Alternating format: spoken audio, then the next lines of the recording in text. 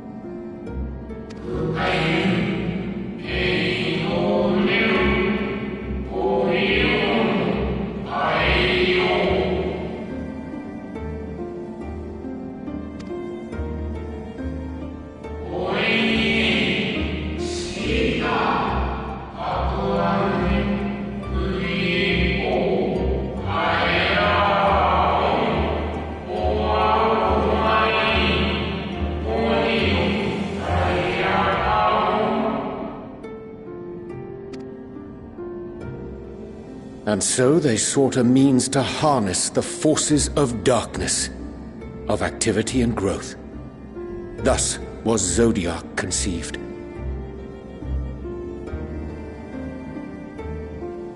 No less a power than a god's could set right the laws of nature and quicken the flow of ether within the star.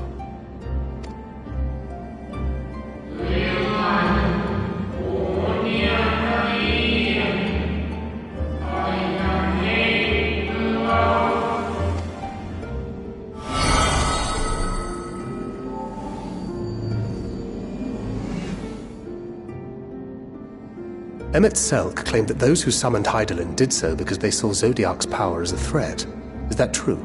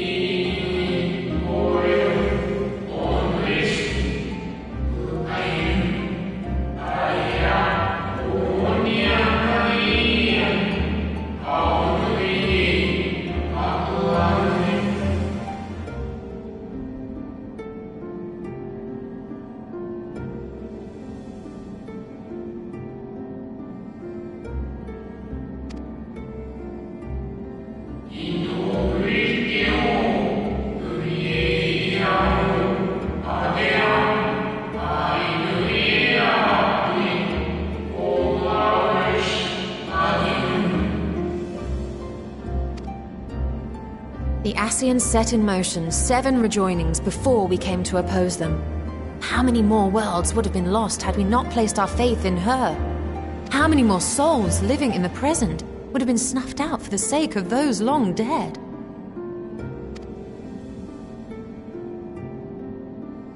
Well, in light of recent events, I see no reason to doubt your words. And even if Hydaelyn is not a god in truth, if Minfilia believed that we should trust in her plans, then I choose to do just that. Which brings me to a rather important question. Let's suppose we try but fail to stop this second coming of the final days. Should the Source fall, what will become of the other worlds?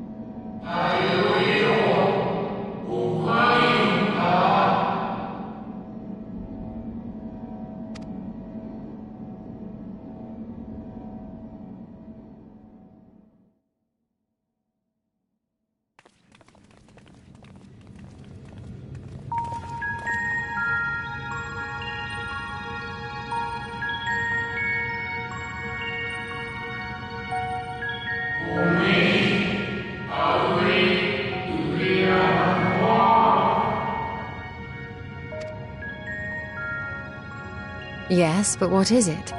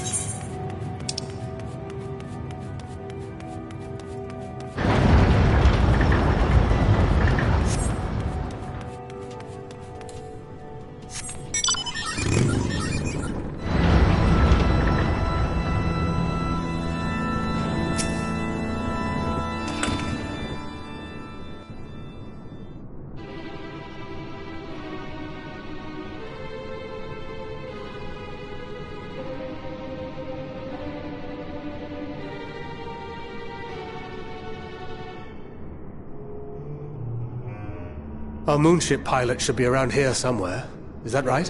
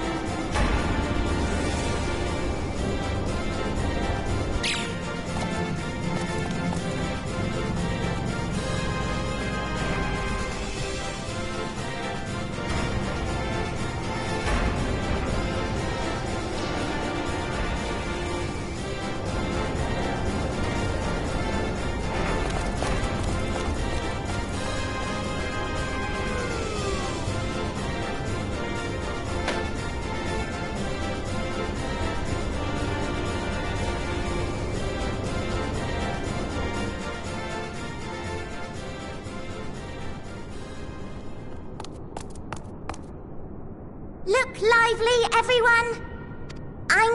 I know, this 1243rd inspection is a mite ahead of schedule, but it is of the utmost importance, for Zodiac, alas, is no more. As of now, our mighty moon has a new purpose, to bear the people of Etheirys to safety! Our time has come, my friends!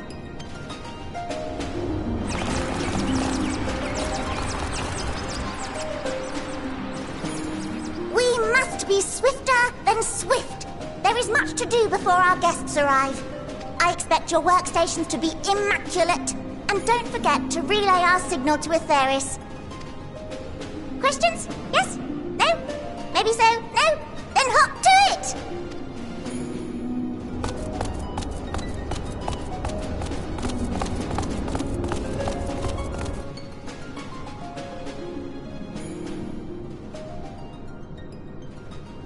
"'Tis a rather curious crew she hath chosen. Their endearing forms intended to ease the passengers' hearts, perhaps." Perhaps.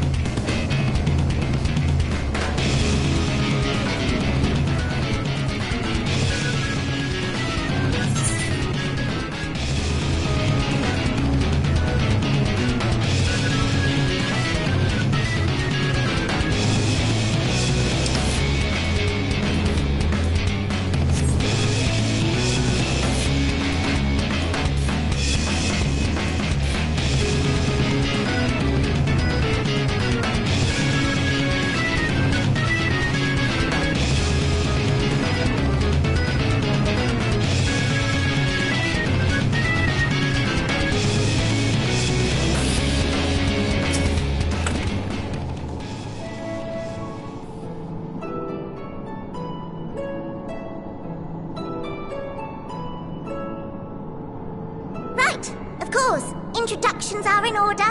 Ahem. My name is Livingway, and we are the Loporrits, created for the express purpose of commanding this ship and bearing the people of Aetheris to a brave new world. More specifically, I am the one whom she charged with the execution of her most vital plans. You might say I'm her right paw.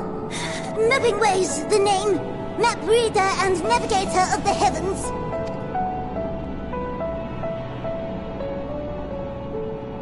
Pleasure to meet you all, but I'm still trying to make sense of this. Confusion and bewilderment are completely understandable. Fear not, I shall walk you through it. The people of Aetheris, through no fault of your own, I'm sure, set in motion a series of events that, unfortunately, culminated in Zodiac's obliteration. Acutely aware of the imminent crisis, your parents sent you little ones on ahead while they began the necessary preparations.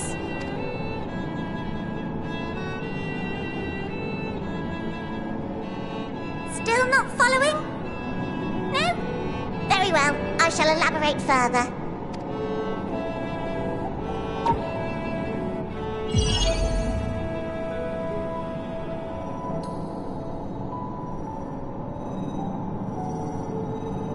Here, we have Aetheris, your home, and the moon, where we are now.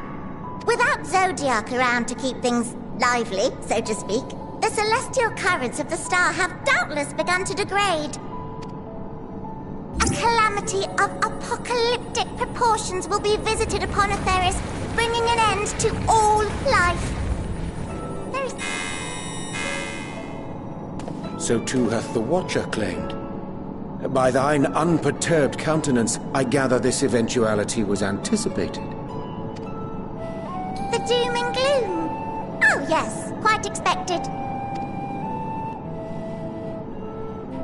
Imagine, if you will, that Aetheris is a delicious carrot that I've forgotten to eat and left out in the midday sun. The most earnest wishes or prayers will not stop it from rotting to the core. So sadly, there's nothing to be done but to abandon said carrot, Aetheris, in case the metaphor is lost on you, to its grisly fate. And this moon will serve as the vessel to deliver us to a new home. Just so! We will gather up as many people, supplies, and resources as our stores will hold. And then, once everyone is aboard, it's off to another star! Easier said than done, admittedly, for one does not simply hop from star to star on a whim, which is precisely why we've spent countless years constructing the most propulsive of propulsion systems! We ought to make it to our destination in 2 shakes of a rabbit's tail.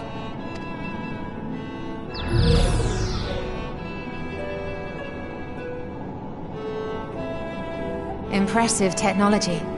I dare say it is beyond anything we have ever seen. No need to shower us with praise. All we've done is faithfully carry out the instructions left to us by Hydaelyn. Back in the old days, when she was still just Venar, she was dedicated to the study of the world and its inner workings. And the Watcher, the real one, not the simulacrum you met, was one of her fellow researchers. We and this wondrous vessel masquerading as a moon are products of their knowledge and know-how. There's certainly more to you all than meets the eye. Might I ask where exactly you intend to take us? We identified a few promising candidates for resettlement some time ago, but we cannot guarantee that they are fit for habitation. Moreover, the ship can only travel in short bursts. We intend to go down our list, hopping from star to star, until we find one suitable for resettlement. No need to worry, though. The vessel is being refurbished with accommodation for an extended stay as we speak. While we did have to rely upon outside help to determine what amenities were essential, I dare say we have risen to the challenge. From who? From you and yours! Who else? Each time we woke to perform regularly scheduled maintenance, we were greeted by the resources you sent us. What better way to learn about preferences and proclivities of our present-day charges? Ah, but you're still adorable little children. Perhaps your elders were responsible for the deliveries. I'm not sure what led you to conclude otherwise, but I can assure you that we are all grown men and women.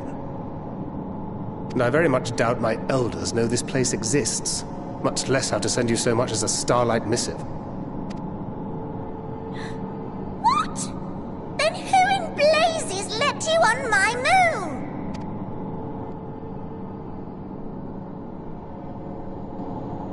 Heidelin herself led you here. You don't say!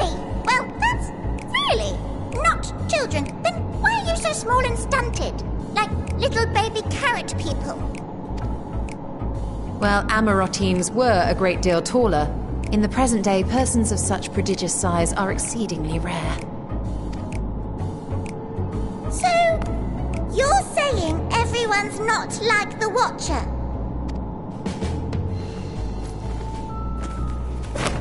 Oh, confound it all! Someone could have at least scribbled a note about your profound miniaturization. That tome in thy possession.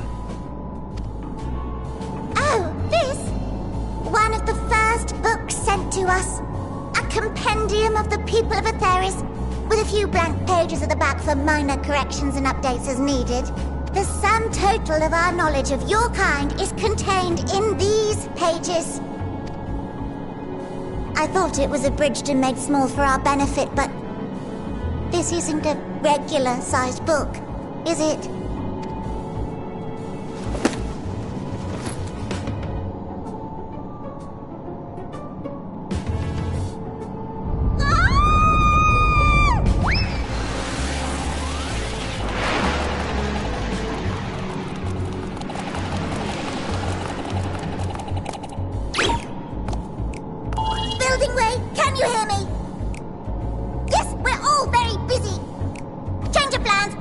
To rebuild the domiciles at 1/3 the scale.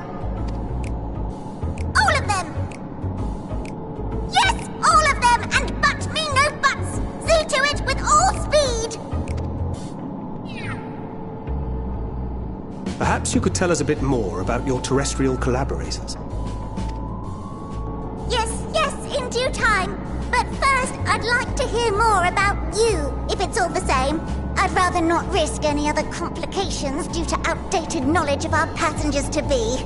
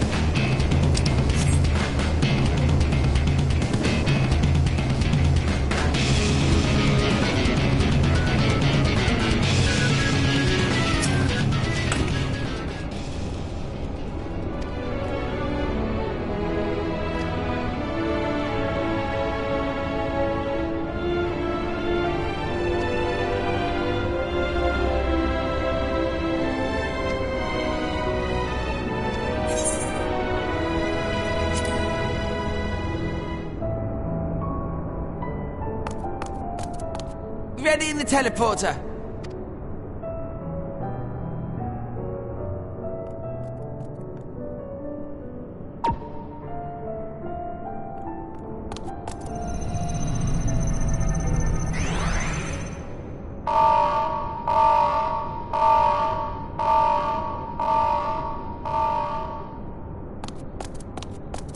Huh? Access to living quarters restricted due to reconstruction. Then where is it?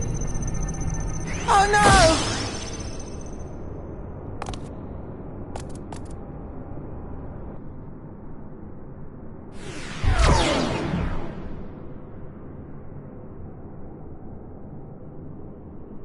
A private audience, as thou didst request, for reasons I know not.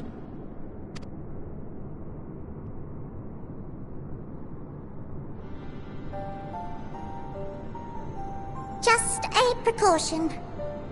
I'd rather I didn't have to ask the question at all, but I take my responsibilities very, very seriously.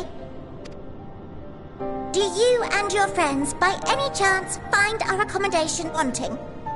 Be honest, brutally even. 'Twould be ungracious of me to belittle the efforts of thee and thine. Lovely sentiment, really. But the disappointment is writ plain on your comrades' faces. It's all the more frustrating since no one will come out and say what they find wanting.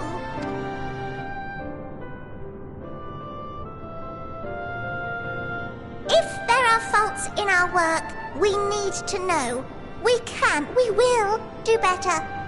But time is not on our side.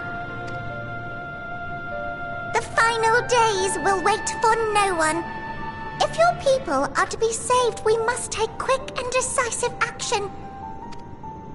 This vessel must serve as a home for as many passengers as possible, for far longer than we may like. Which brings me to my request. Our collaborators on Atheris are doing what they can to prepare for the voyage. Would you be willing to go and lend them a hand? Having seen the moon for yourself, you could speak to its many splendors, learn what else they might require, and assuage whatever concerns they have. Wherefore wouldst thou entrust me with such a task? How to put it? You're the only one who appears not to be wholly unsatisfied with our work. Oh, quite good at pretending that's the case, at least. Calm, collected, tactful to a fault. Very particular with your words, too. You understand that, in the face of great danger, one cannot pursue perfection at the expense of practicality. The difficult choices must often be made for the greater good.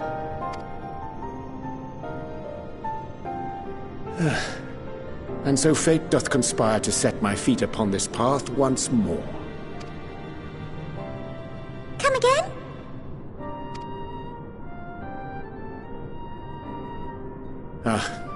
Idle musings. 'Tis no trifle thou dost ask, yet full well do I understand the urgency and necessity.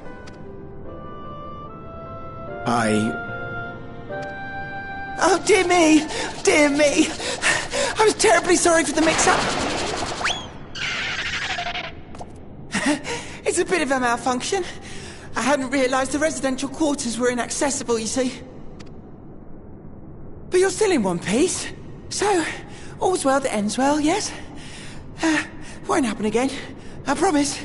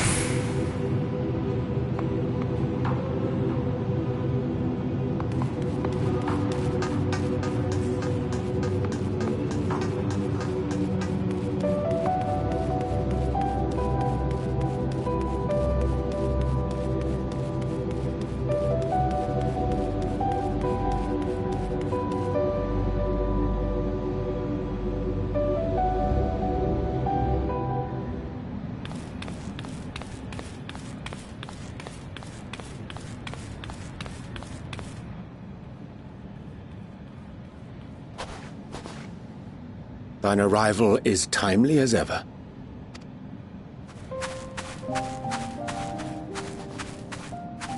Thou didst chance to overhear my conversation with Living Way, I presume?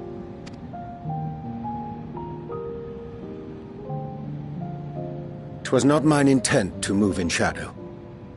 Nevertheless, I have been asked to do that and more yet again. Is it so plain that these strangers could intuit it at a glance? My capacity for silence and secrecy and duplicity. And Grahatir did contrive to deliver the first at the price of his own life. I was complicit in the scheme. A sacrifice averted for a mercy. Would that I could say the same for Minfilia. One life for one world. And by that bloody bargain brokered by my hand were the scions robbed of a dear comrade, and Flamine her beloved daughter.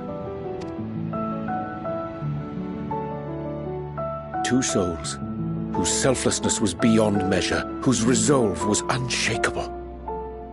They would not be moved even had I thought to protest. But protest I did not. Far from it. I pushed them forward. No effort did I make to seek out alternatives, ones that would not demand such terrible costs. That resignation weigheth heavy on my mind, as does the memory of another lost to mine inaction. Dearest Moonbringer, who did face death unflinching, that we might secure a means to bring low the Ascians.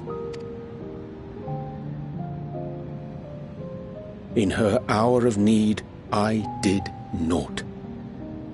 Dutiful disciple of Louisoix, ever looking to the greater good. Had I shut mine eyes and bid her live instead, mayhap she would be with us today.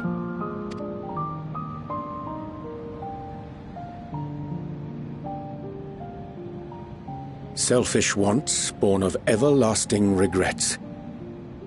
Most days I put them from my mind, but could think of naught else when asked to swallow the same bitter draught. Subterfuge and sacrifice. Mayhap the right moral choice, but one I regard with great trepidation.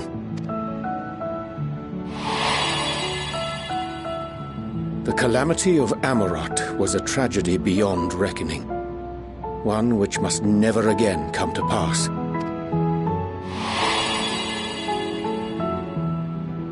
Thus must we struggle, haunted by ghosts of those we have lost, clinging to those we pray we can yet save.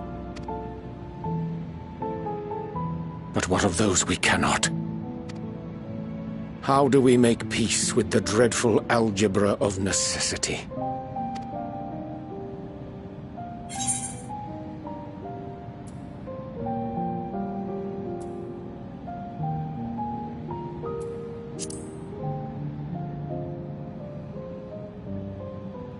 Sage counsel indeed.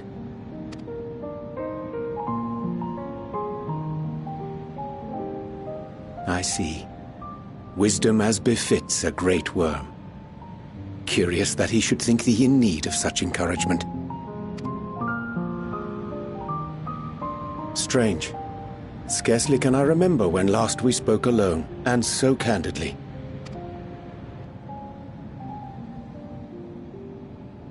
I thank thee. For all my supposed skill with words, I find it difficult to express such private thoughts. As for the Loporrit's proposition, I will take time and consider how to respond. 'Twould be to our mutual benefit if we could converse more openly with our aspiring caretakers. A concern I should be glad to address on the Scion's behalf. To dispense with all pretense and bare one's heart to another is a frightening thing indeed. But we cannot move forward ere we take that bold first step. A lesson I have learned many times before. And today.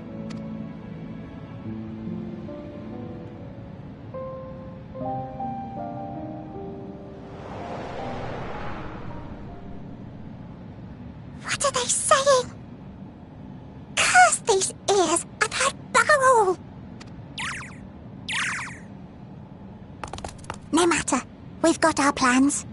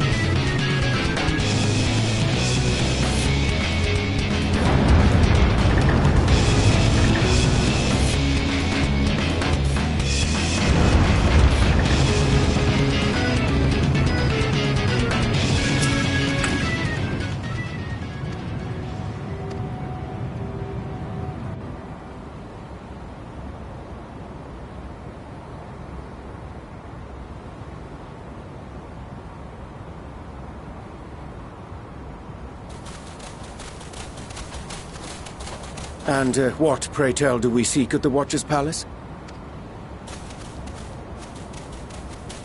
Oh, come off it, friend. You know full well why we're here. The time has come for you to return to Aetheris and help your brethren prepare for their journey here and beyond. Forgive me, Living Way, but I cannot in good conscience proceed with this plan. Huh? But what about the final days? The death and the doom? Oh, we have to hurry before it's too late.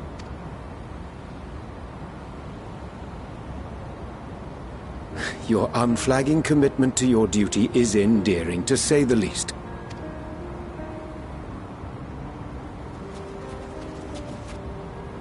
Oh, bugger!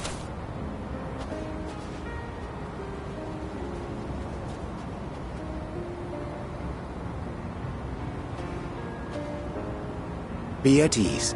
They bear you no grudge, nor do I. How could we, having come to understand your purpose?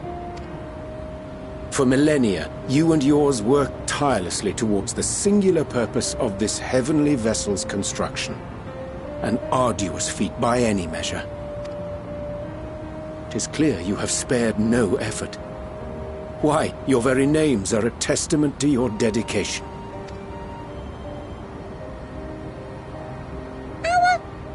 Our names? I'm not sure I understand what you're getting at. Names are an expression of the self, a declaration of one's hopes and aspirations.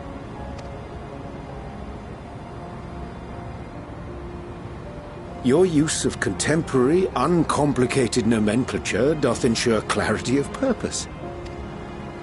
There can be no doubt that your love for the people of Aetheris is boundless and pure.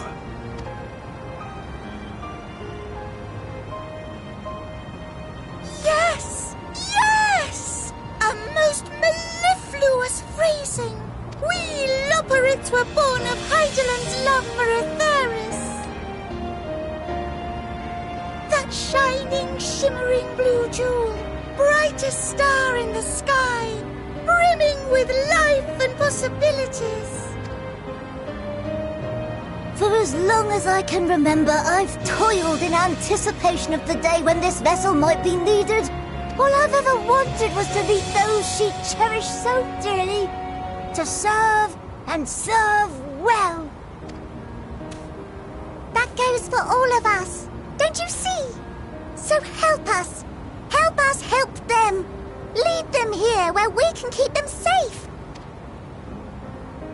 If there's anything wrong with what we've built, we'll fix it. We'll make it right.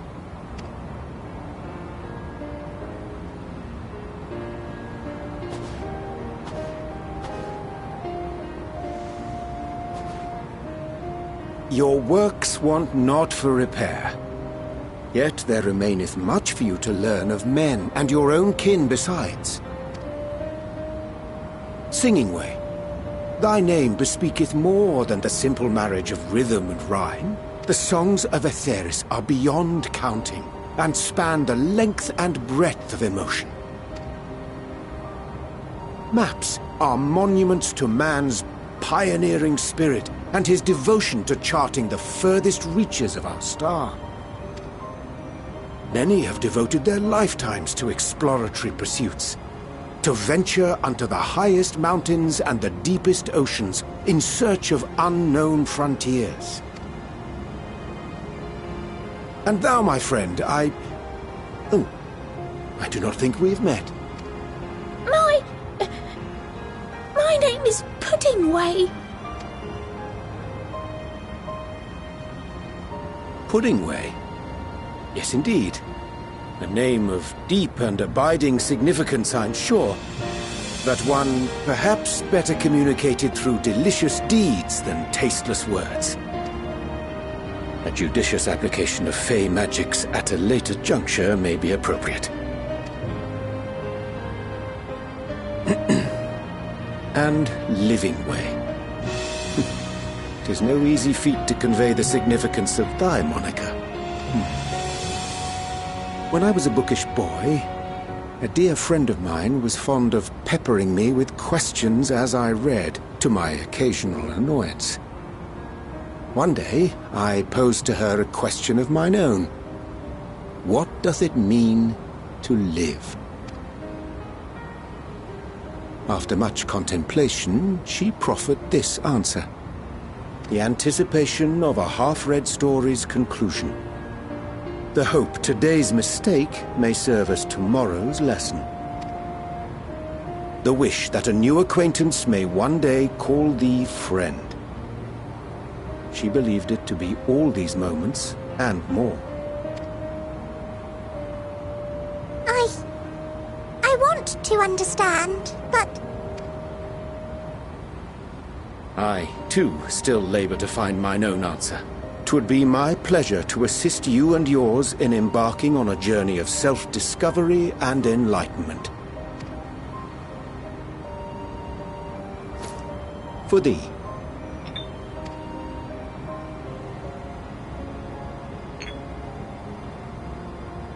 Ink as blue as the waters of Aetheris. Made in haste, though I assure thee, the quality has not suffered for it. The people need not be persuaded by honeyed words. Nay, I have faith they shall do what is right in due course. Until they do, I beg your patience, friends. And with that ink, let us fill the empty pages of Livingway's compendium.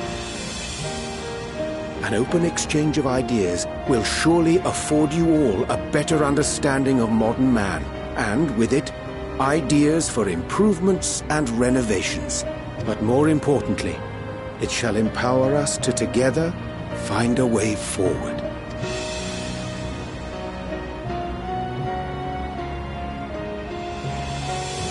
I hope you're right. Thank you for this lovely gift.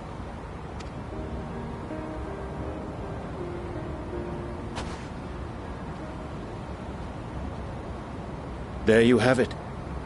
I shall remain with the Loporrits to ensure that all is in order. Though we must needs prepare for every eventuality, you would all agree that the evacuation of our star is a last resort. To accept failure is to accept the demise not only of our star, but that of Reen's, of all reflections, and the souls that call them home. Which is why I have every faith that you shall fight to the last, that such drastic measures may prove unnecessary. Should the worst come to the worst, and I pray deeply that it won't, I'll take comfort in knowing preparations were made under your watchful eye. Aye, thou mayest be assured that if calamity cometh, not a soul will be left behind, if being the operative term.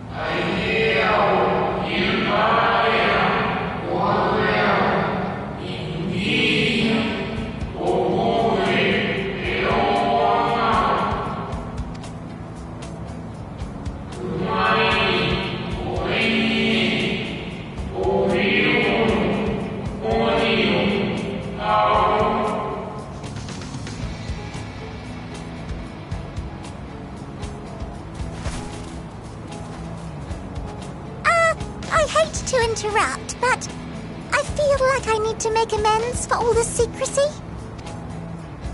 Think nothing of it. We haven't been the most gracious of guests. Do convey our apologies to Growingway and the others. But of course! And when next we welcome more guests from Aetheris, we'll have learned to be much more hospitable hosts. Oh, and circling back to the matter of inappropriate secrecy, we ought to discuss our benefactors. Agreed. The Sharlayan Forum, yes? What? How did you know? The more I heard, the more obvious it became. The Forum's aims align closely with those of your anonymous patrons. A telling coincidence would be an understatement. Though had we not taken it upon ourselves to peruse certain restricted tones in Labyrinthos, we might still be unaware of their plans. But let us continue this discussion upon our return. I dare say we have kept Alphino and the others waiting long enough.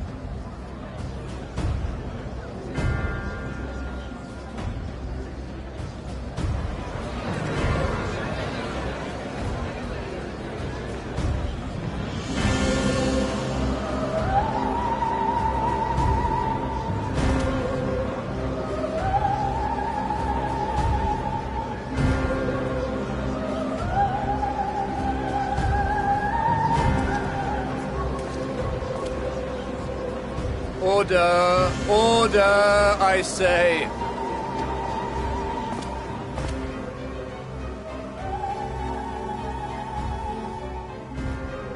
I thank you all for gathering here on such short notice. This day we must speak of grave affairs and their implications for the future of Sharlayan, nay, of this very star. Said affairs concern all citizens, and so we have called for a public assembly.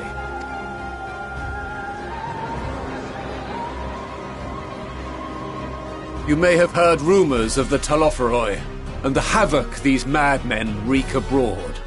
Under normal circumstances, we would pay little heed to petty disturbances outside our borders. The final days, however, are another matter altogether. For we dare not ignore these prophetic words of Eld. The Endbearers will come, ushering chaos and calamity. The final days descend and devour the very star.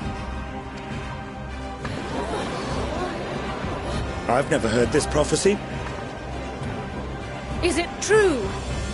Will all that really happen? Calm yourselves.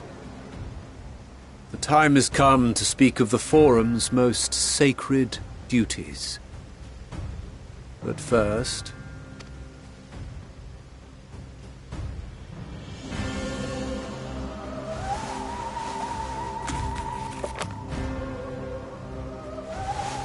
Give voice to the voiceless. Let bindings be unbound. By unanimous decree, I declare the enchantment broken.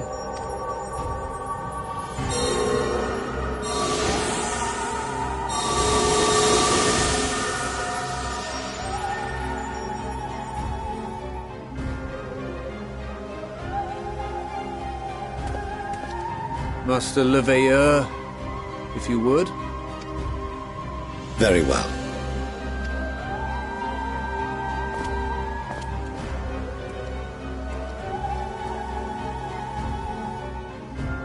"270 years ago, our forebears began an expedition in the Dravanian hinterlands, in search of a route to access the ethereal sea. This much is public knowledge. Their findings, however, would become the Forum's most closely guarded secret. What those researchers discovered in the hinterlands was not a passage unto the ethereal sea, but the very heart of our star, and Hydaelyn herself. She spoke to them of a calamity that would extinguish all life, and of a means by which we might be spared. The moon. 'Tis in truth a gargantuan vessel built to serve as sanctuary for her children, and deliver them from this doom. Much like Nunkref's hope in ages past, it will bear the people of a world in the throes of death to a new home. Needless to say, this will be no small undertaking. To facilitate the great work, the Forum has maintained close contact with the servants of Hydaelyn, who presently reside on the moon. Convinced that the foretold end was all but inevitable, we began amassing a wealth of knowledge, not merely for the betterment of our nation, but in preparation for the journey to come. You reveal this to us now? By the gods, how long do we have? While we cannot say with certainty, we believe the hour to be nigh. We received a transmission from the moon suggesting as much not long ago. Which is why we must in earnest begin preparations for the Great Exodus.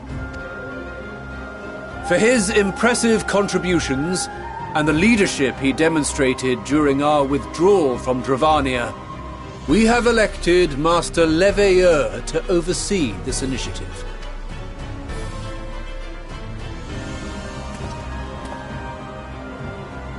Fellow scribes and scholars, my countrymen, we face a threat of unprecedented scale. We must challenge the trials before us with composure and conviction if we are to find salvation. The wisdom of Sharlayan has ever been a shining beacon in the darkness, and so it shall continue to be. It is our solemn charge to see our heritage preserved for future generations. For those who will come after, we will brave a new frontier.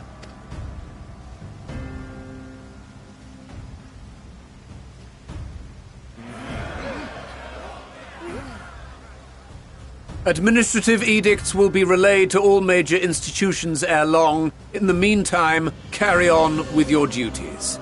With that, I hereby call this assembly to a close.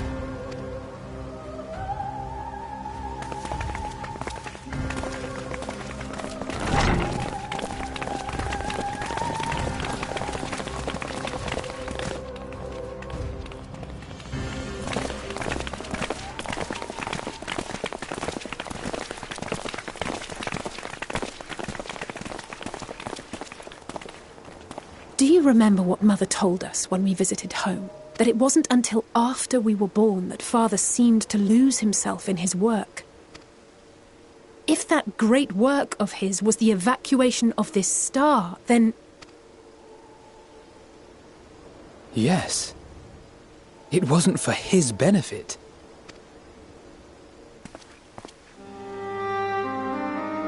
Would you mind waiting here a moment? I wish to speak with Father before we leave.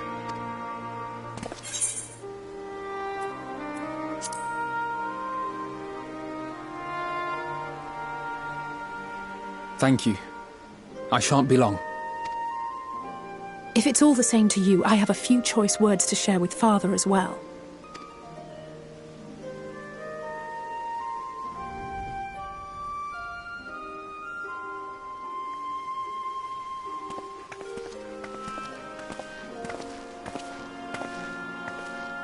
So, come to call us cowards and bid us join your fruitless battle against the inevitable. Nay, we do not object to the Forum's proposal. On the contrary, those who wish to flee have every right to do so. Urianger is cooperating with your associates on the moon to ensure that all is ready should evacuation be our only recourse. Then whatever your business, I suggest you be brief. Though we cannot boast the boundless wisdom of Sharlayan, we have first-hand knowledge of foreign cultures and have conversed with no small number of peoples. These experiences have taught us fundamental truths that cannot be recorded in any tome, nor charted on any map. The beating heart of this planet is its people, many of whom would give anything, even their lives, to protect the lands they love. Many may choose to join you in the end. But what of those unwilling or unable, for whom escape will never be an option? What would you have them do? To ignore the plight of those one might conceivably save is not wisdom, Father. It is indolence. This is why we choose to fight. We'll not ask for your understanding, Father. only that you don't turn a blind eye to the good we have done, that we can still do. We're not children in need of protection. Hold fast to your principles and let the world burn if it please. But we believe there is still another way. And if there is, we will find it. You see if we don't.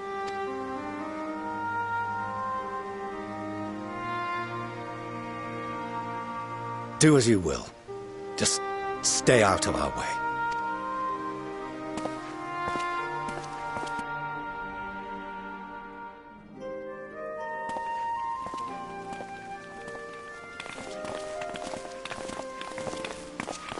Were he not so consumed with self-righteousness, he might tell you how proud he is of you both. Bold words call for bold action. And there'll be no turning to your father should plans go awry. As if I ever would. So long as there are those who wish to stay and fight for this star, we have to do what we can to help them.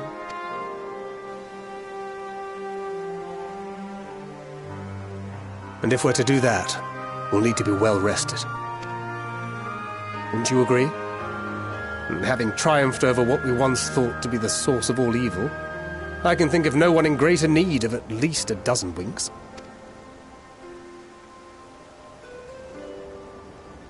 Shall we then? To the Annex, to prepare for tomorrow.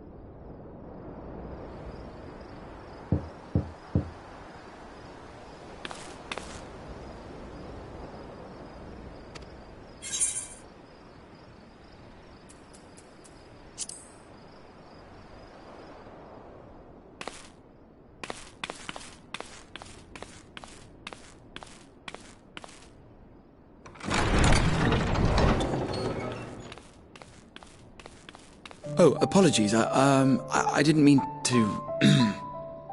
If you could spare a moment before bed. Thank you. I fear this may be the last quiet night we have to talk for quite some time.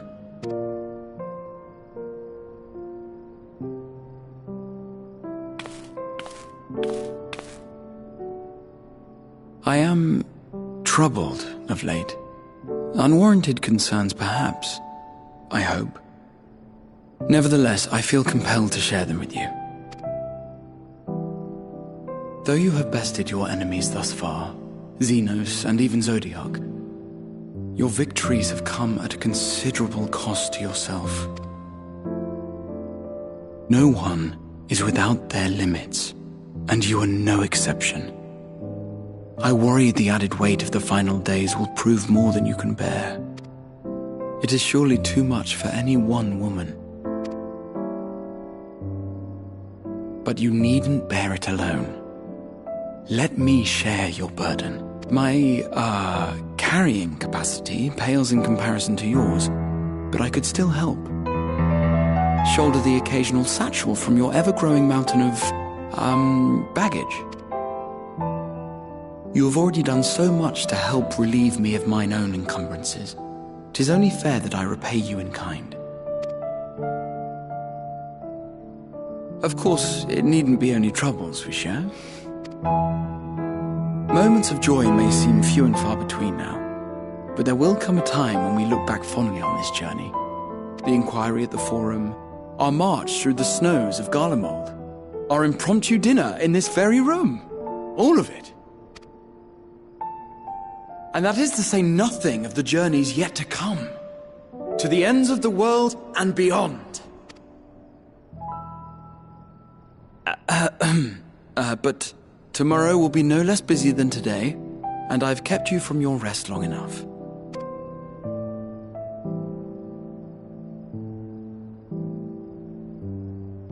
Sleep well, my friend.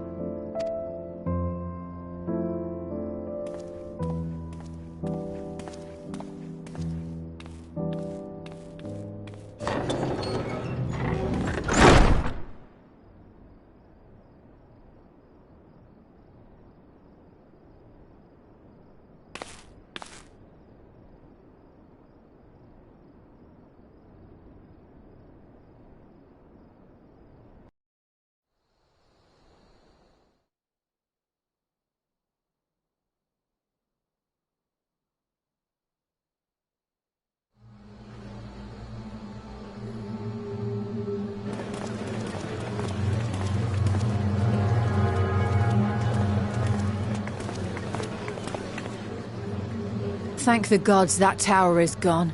The sight of it was enough to make me sick. Thank the Ilsebar contingent, more like. Word is, they fought their way into Garlemald and toppled the bloody thing themselves. Not just the one, neither. All the towers have up and vanished. Aye, I heard the same. Commander Aldin and his troops helped keep casualties to a minimum, too. But is it true? They brought back tempered Garlean soldiers? As Commander Aldin tells it, they've a treatment for that now. But don't you worry. Cured or not, they've no plans to bring them into the city proper. I see. Well, that's a relief then. I know we've brothers and sisters among the lot, but I can't say I'm eager to welcome them home. Wanted to think about it for a while yet, but to be looked after in Alagana for the time being.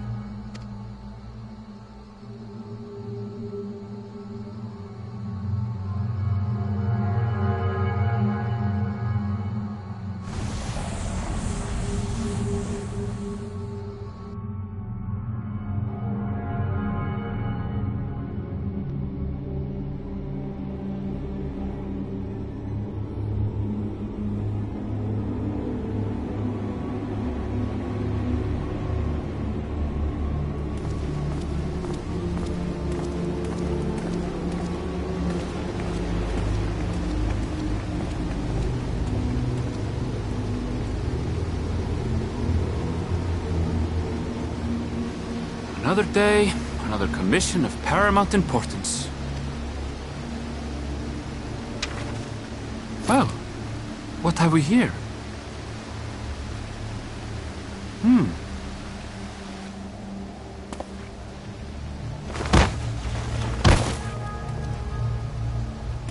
Hey, are you all right?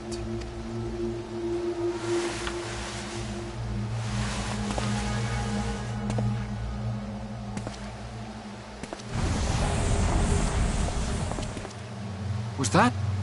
No. The shadows play tricks, nothing more.